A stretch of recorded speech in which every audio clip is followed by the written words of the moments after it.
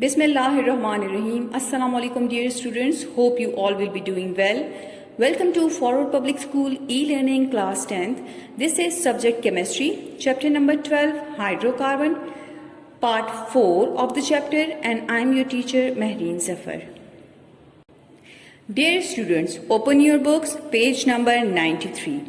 Today we are going to discuss the rules for naming alkynes. इससे पहले हम alkynes के बारे में पढ़ चुके हैं that what is alkynes. Alkynes are actually the unsaturated hydrocarbons which contain carbon carbon triple bond. So they are the unsaturated hydrocarbons. We have studied their general formula.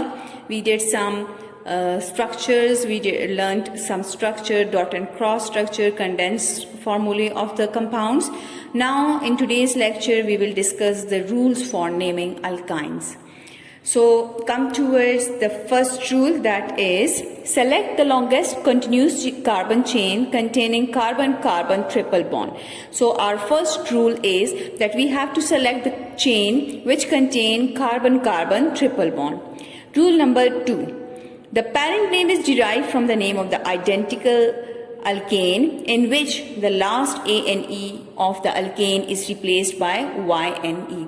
Parent name हम उसी तरह देंगे जिस तरह हमने alkane में दिया था, लेकिन दोनों में फ़र्क क्या है कि हमारे पास alkane का A and E जो है वो replace हो जाएगा by Y and E. That is the A and E will replace by Y and E.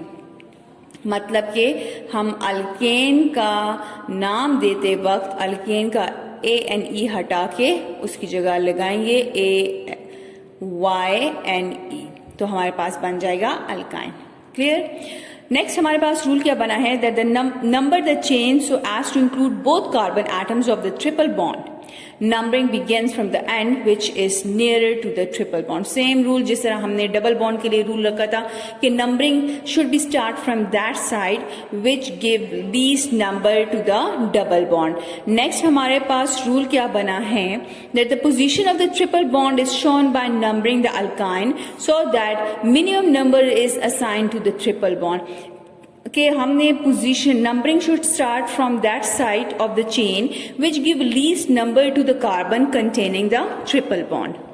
Next rule number 5 is designate the location of the triple bond by using the number of the first atom of the triple bond as prefix. अब इसका मतलब क्या है कि जब आप नाम दे रहे हो तो जिस कार्बन पे ट्रिपल बॉन्ड मौजूद हो उस कार्बन पे कम से कम नंबर आना चाहिए और वो नंबर हम नाम देते वक्त पहले प्रीफिक्स में लिखेंगे. प्रीफिक्स का मतलब है कि नाम से पहले, पेरेंट नाम से पहले उसको हमने लिखना होता है. Rule number 6. Indicate the location of the substituents by number of the carbon atom to which they are attached.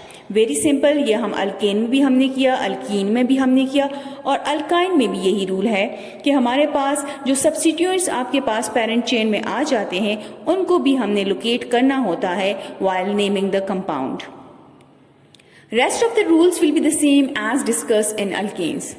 बाकी जितने रूल्स इसके अलावा हमने पढ़े हैं अल्केन्स में वो रूल्स अल्केन, अल्कीन और अल्काइन सब के लिए सेम है.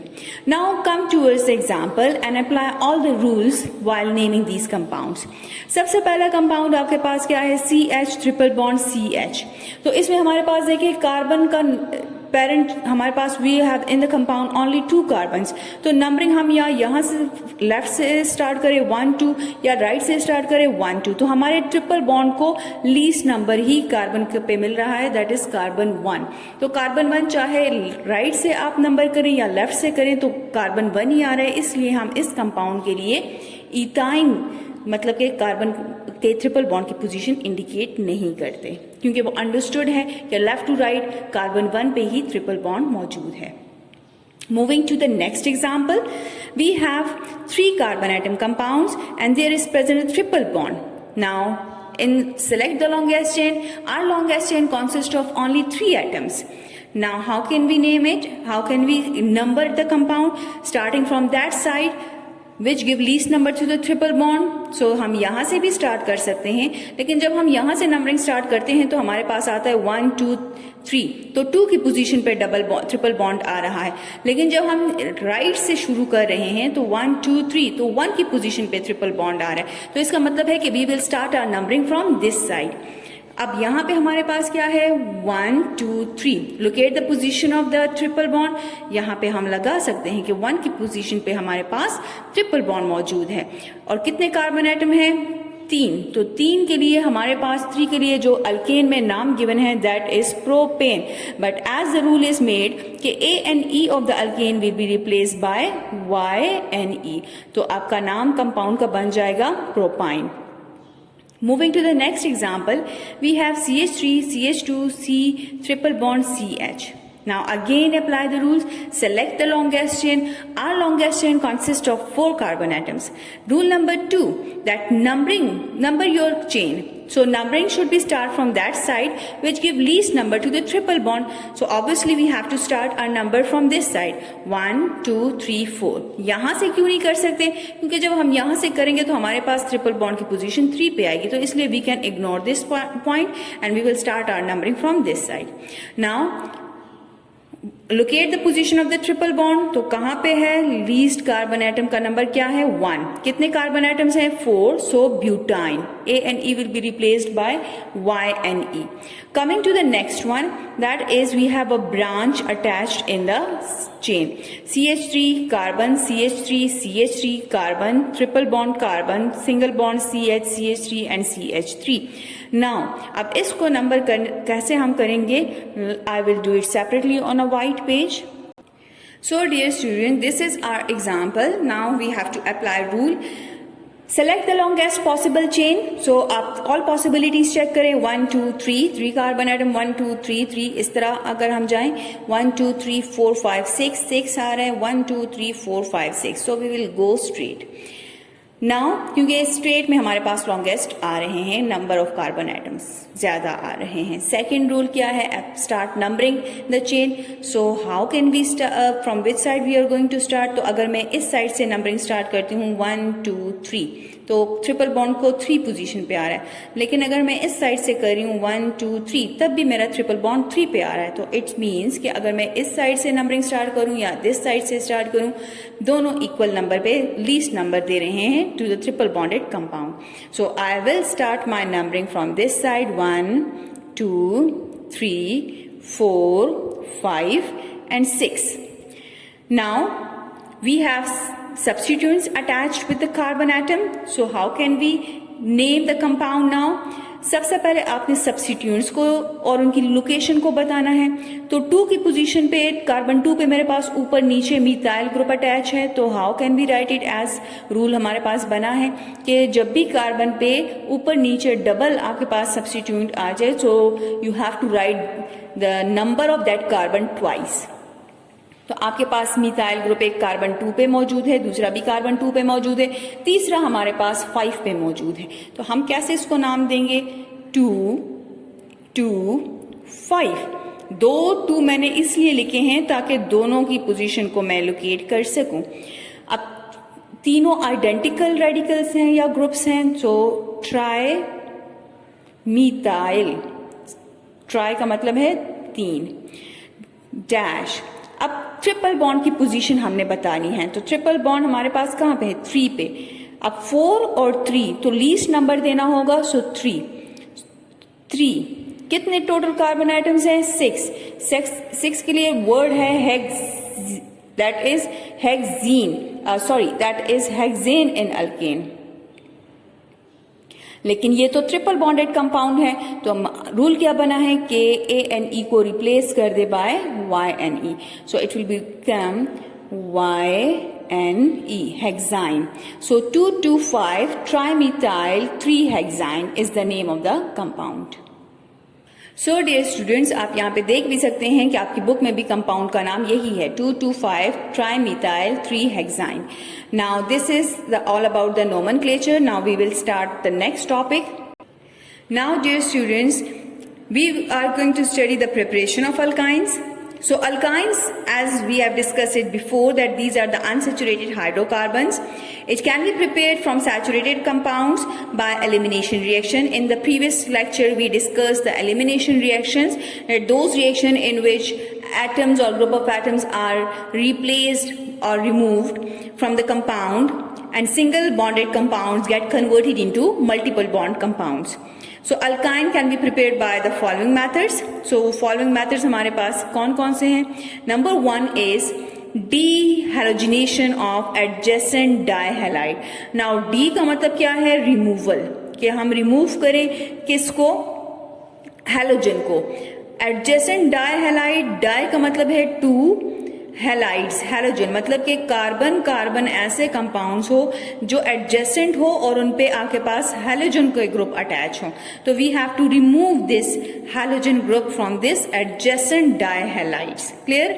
अब इसकी डेफिनेशन क्या है? Organic compound in which dihalides are attached to the adjacent carbon atoms are called vicinal dihalide. इस तरह के कंपाउंड जिसमें एडजेसेंट कार्बन पे दो हैलोजन्स अटैच्ड हो, इनको हम नाम देते हैं as vicinal dihalides. This reaction takes place in two steps. Step number 1. Step 1 में हम क्या करते हैं? Vicinal dihalides such as 1,2-dibromoethane is heated with alcoholic potassium hydroxide solution. अब कंडीशन क्या है कि हम इथेन को, दैट इज द 1,2-dibromoethane, उसको हम हीट करेंगे with this solution. Removal of hydrogen takes place from one carbon and bromine from another. तो अब हमने हैलोजन्स को रिमूव करना है, तो एक कार्बन से हम हाइड्रोजन रिमूव करेंगे और दूसरे कार्बन से हम हैलोजन को रिमूव करेंगे. It creates a double bond and gives you bromoethene and hydrogen bromide. कैसे हम करेंगे? Let's check the reaction. So dear students, come to page 94 of your book. Here we have the reaction that we have 1,2-dibromoethane. अगर मैं आपको इस पे number दूं, let's suppose 1, 2. So 1, 2, यहाँ पे भी ब्रोमीन है, यहाँ पे भी ब्रोमीन है. So we can name it as 1,2-dibromoethane because we have a single bond between the carbon-carbon atoms. In the presence of alcoholic potassium hydroxide, we will heat this compound. Now what will happen? There will be a removal of hydrogen and a bromine from adjacent carbon. तो carbon 1 से hydrogen को remove करें और carbon 2 से bromine को remove कर दें, तो आपके पास कंपाउंड निकलेगा HBr, that is hydrogen bromide. अब जैसे ये निकलता है तो इनके बॉन्ड जो है वो यहाँ पे डबल बॉन्डिंग, मतलब कि कार्बन कार्बन के बीच में डबल बॉन्ड बन जाता है. जैसे ही डबल बॉन्ड बनता है, वी कॉल इट दैट ब्रोमोइथीन, क्योंकि here we have a substituent bromine, so bromo or ethene. Now in the next step, ये हम लेंगे as a reactant because we want to remove this bromine as well. तो हम bromoethane लेते हैं in the same condition, that is the alcoholic potassium hydroxide. तो हम इससे क्या रिमूव करेंगे? Hydrogen bromide. Now this is very much important to know that हम इस तरह भी तो कर सकते हैं कि एक ही कंपाउंड से, एक ही कार्बन से ये हाइड्रोजन ब्रोमीन निकालें, लेकिन हम ऐसा नहीं कर सकते. एक ही कार्बन से एट ए टाइम हम दो एटम्स को एलिमिनेट नहीं करेंगे. तो हम क्या करते हैं कि हम एडजेसेंट कार्बन से एलिमिनेशन का प्रोसेस करते हैं. तो हम एक से हाइड्रोजन और दूसरे से ब्रोमीन को रिमूव करके HBr कंपाउंड बनाते हैं. तो जब यहाँ से हाइड्रोजन और यहां से ब्रोमीन निकलता है तो हमारे पास बन जाता है हाइड्रोजन ब्रोमाइड. और जैसे ये निकलते हैं तो आपके पास एक और बॉन्ड यहाँ पे बन जाता है and we get a triple bonded compound. Now this compound is named as ethyne in IUPAC name and common name इसका कहते हैं एसिटाइलिन. अब ये जो HBr आपके पास निकल गए हैं, दो molecules of hydrogen bromide, they react with 2 molecules of alcoholic potassium hydroxide और हमारे पास क्या बनता है? सॉल्ट बन जाता है, that is the potassium bromide, which is a salt, and we have water. Clear? Now moving towards the next method, that is the dehalogenation of tetrahalides. हमने डाइहैलाइड्स का कहा, अब हम टेट्रा मीन 4 हैलोजेंस आपके पास अटैच्ड हो. What is tetrahalides? Definition is compounds that contain 4 halogen atoms at the 2 adjacent carbon atom. 2 adjacent carbon atom पे ऊपर नीचे जब आपके पास 4 हैलोजन के एटम्स मौजूद हो, तो इसको हम कहते हैं टेट्राहैलाइड्स compounds. How? When alkyne tetrahalide, for example 1,1,2,2. Now let's suppose we number it as 1,2, so it will become 1,1,2,2. 1122 tetrabromoethane is treated with reactive metal like zinc dust. Zinc, it eliminates the bromine and form a triple bond giving you ethyne and zinc bromide. How? अब यहाँ पे हम देखें reaction को तो यहाँ से एक ब्रोमीन निकलेगा, क्लियर? ये ब्रोमीन आपके पास क्या करेगा, क्योंकि यहाँ पे जिंक जो है, जिंक जब ब्रोमीन दो निकल रहे ना तो ब्रोमीन डाई एटॉमिक मॉलिक्यूल है, तो ये बनाएगा zinc bromide, clear? Zinc bromide बनाएगा। अब ये एक के साथ ऐसा होता है, सेम कंडीशन जब हम दूसरा ब्रोमीन निकालते हैं तो दो जिंक के एटम है, तो दूसरा जिंक भी आपके साथ ब्रोमीन के साथ रिएक्ट करके आपके पास बनाता है जिंक ब्रोमाइड। तो टोटली हमारे पास कितने जिंक ब्रोमाइड बने हैं? 2। तो इसलिए हमने यहाँ पे लिख दिया है that 2 zinc bromide formation takes place along with the ethyne. जैसे ये निकलते हैं, ये ब्रोमीन मॉलिक्यूल निकलता है तो डबल बॉन्ड बन जाता है, और जब ये निकलता है तो ट्रिपल बॉन्ड बन जाता है। Clear students? Now moving towards the physical properties of alkynes. So the first three members of alkynes, that is ethyne, propyne and butane, are gases. इन तीनों का physical state क्या है? Gas, while others are liquid and higher are solid. Alkynes are non-polar, same unsaturated hydrocarbons हैं, so they will not be soluble in water, but they will be soluble in organic solvent like benzene, we have ether, we have acetone, etc. Now on complete combustion they gives you carbon dioxide and water. जितने भी hydrocarbons होते हैं जब हम उनकी combustion करते हैं तो हमारे पास कार्बन डाइऑक्साइड और वाटर बनता है along with the release of huge amount of energy. Therefore we can say that hydrocarbons can be used as a fuel. Now come towards the melting point, boiling point and density. So the melting and the boiling point and the density increases with the increase in molecular mass. जैसे जैसे compound में carbon number की तादाद ज्यादा होती जाती है तो आपके पास ये जो फिजिकल प्रॉपर्टीज हैं इनमें इंक्रीज आता है। Now dear students, we will start the chemical properties or important reactions of alkyne. So alkynes are unsaturated hydrocarbon. They easily undergo addition reaction. Addition reaction, and in this way they are converted into saturated hydrocarbons. Means के alkynes के बीच में triple bond होता है carbon carbon के बीच में, तो ये triple bond हम कन्वर्ट कर देते हैं into carbon carbon single bond. तो मीन के unsaturated compounds get converted into saturated compounds by addition reactions. Dear students, now moving towards the next chemical property, that is halogenation. Halogenation means the addition of halogens such as chlorine, bromine, iodine. Now in the triple bonded compounds we are going to add the halogen. कोई भी member आप halogen का ले सकते हैं, chlorine, bromine, iodine, etc. In this reaction, phosphorus trichloride (PCl3) is used as a catalyst. This acts as a catalyst. इसका काम क्या है यहाँ पे? It acts as a catalyst in the reaction. It only speed up the chemical reaction. The addition of chlorine and bromine takes place readily. Readily means easily. कि आराम से आपके पास ये दो जो है easily add हो जाते हैं when we want to add them in ethyne. While addition of iodines occurs slowly. The addition of halogens to alkyne, that is to ethyne, takes place in two steps. Again this is a two-step chemical reaction. In the first step हम क्या करते हैं कि in the first step of a halogen, that is chlorine molecule, is added to the triple bond.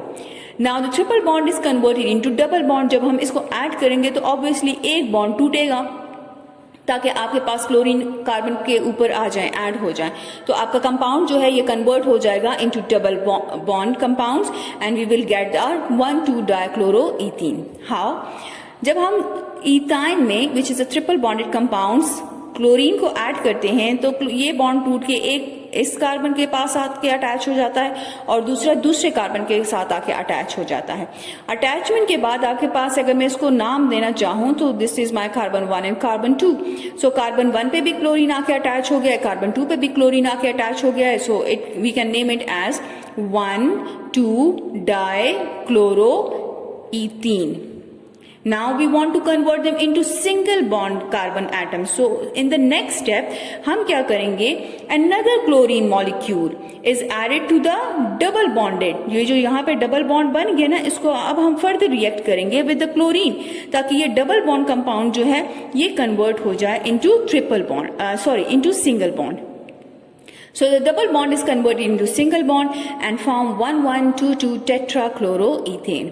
How, ये हमारे पास double bond है। इसके बाद क्या होता है कि जब हम क्लोरीन मॉलिक्यूल इसमें ऐड करते हैं तो एक क्लोरीन आके इस कार्बन के साथ अटैच हो जाता है, दूसरा क्लोरीन आके दूसरे कार्बन के साथ अटैच हो जाता है in the presence of PCl3। और यहाँ पे PCl3 का काम क्या है, again it act as a catalyst. तो जब हमारे पास जैसे ही ये क्लोरीन एटम्स ऐड होते हैं टू द अनसैचुरेटेड कंपाउंड, तो ये इनका एक बॉन्ड जो है वो टूट जाता है, खत्म हो जाता है, and we get a single carbon carbon bond. And how can we name it? Now again number it as 1 2, so we can name it as 1 1, क्योंकि कार्बन 1 पे आपके पास ऊपर नीचे क्लोरीन है, so we can name it as 1 1 2 2 tetrachloroethane. Clear, students? Now moving towards the second chemical property, that is oxidation with KMnO4, which is called as potassium permanganate. Potassium permanganate का formula है KMnO4, that is potassium permanganate. The oxidation of ethyne with potassium permanganate gives carboxylic acid. Clear? अब जब हम ethyne का या alkyne का potassium permanganate से oxidation करते हैं तो हमारे पास ये कन्वर्ट हो जाता है into carboxylic acid. Carboxylic acid का जनरल फॉर्मूला क्या है? RC डबल बॉन्ड OOH, जो कि आप प्रीवियस चैप्टर में फंक्शनल ग्रुप्स में स्टडी कर चुके हैं। And the carbon dioxide on breaking the molecule at carbon carbon triple bond, आपका मॉलिक्यूल जो है वो यहाँ पे आके ब्रेकअप हो जाता है और it get converted into carboxylic acid. Now how is the reaction? We are taking ethyne, ये हमारे पास क्या है? That is ethyne. इथाइन की जब हम ऑक्सीडेशन करते हैं in the presence of KMnO4, तो हमारे पास क्या बन जाता है? Type of carboxylic acid is oxalic acid, तो आपके पास बन जाता है ऑक्सैलिक एसिड। यहाँ पे आपका कंपाउंड टूट के आता है यहाँ पे डबल बॉन्ड, क्योंकि हमारे पास 4 ऑक्सीजन है तो 2 ऑक्सीजन यहाँ पे आके अटैच हो जाते हैं और एक एक ऑक्सीजन जो है आपके एक एक हाइड्रोजन ले लेता है, तो compound gate converted into oxalic acid plus carbon dioxide is form. Now here we have a self-assessment for the students. Write the steps to show the reaction between ethyne and bromine. So very much we have already done it. Ethyne and bromine. आपके पास chlorine है, आप chlorine की जगह bromine कर दें तो आपके पास क्या बनेगा? 1,2-dibromoethene। नेक्स्ट स्टेप में 1,2-dibromoethene दोबारा ब्रोमीन के साथ रिएक्ट करें, you will get the compound 1,1,2,2-tetrabromoethane. Now moving towards the next page. Dear students, on page number 96 we have Society, Technology and Science. अब ये हमारे Society, Technology and Science किस चीज़ के बारे में है? This is about hydrocarbon as a feedstock in industries. Industries में हमारे पास hydrocarbons किस purpose के लिए इस्तेमाल होते हैं?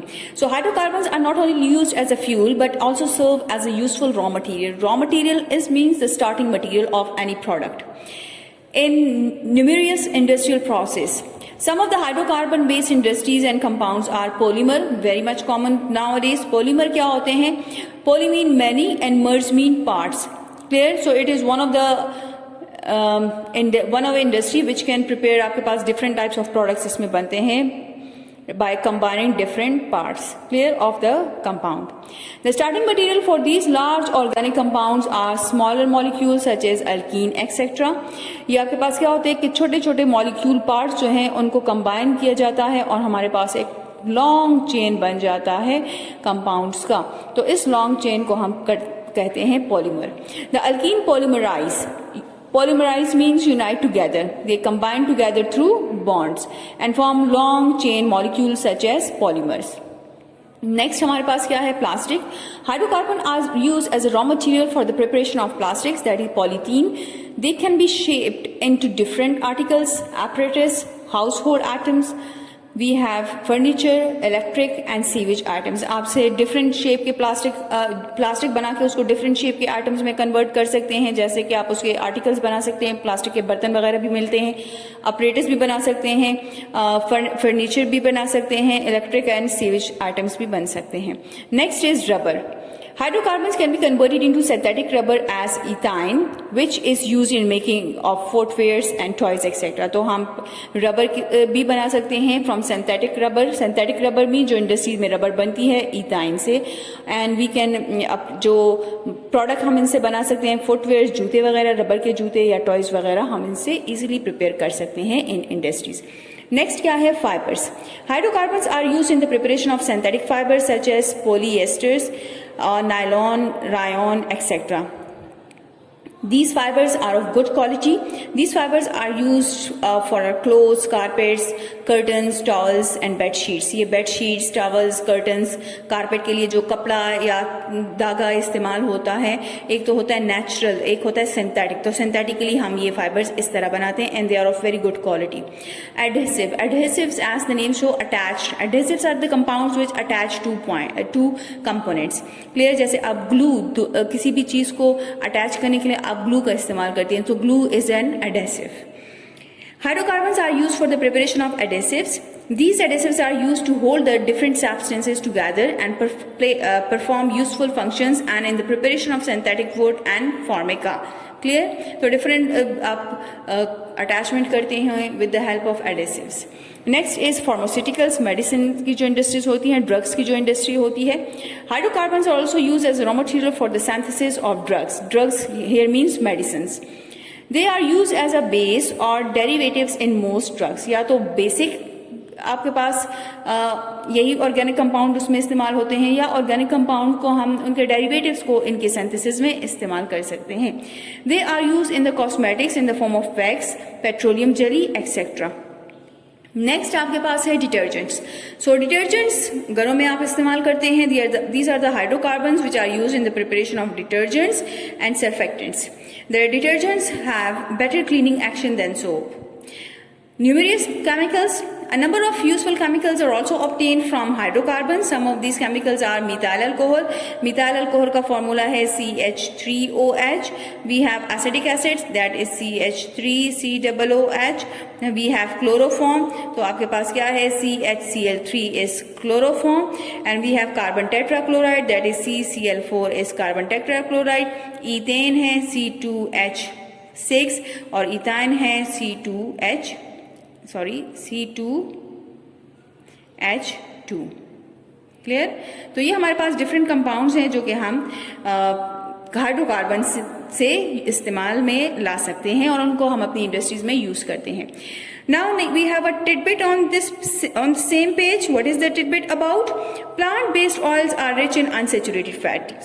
That is, जो oil हम plant से निकालते हैं, they are full of unsaturated fats. They are considered essential and they reduce the level of bad cholesterol in our body.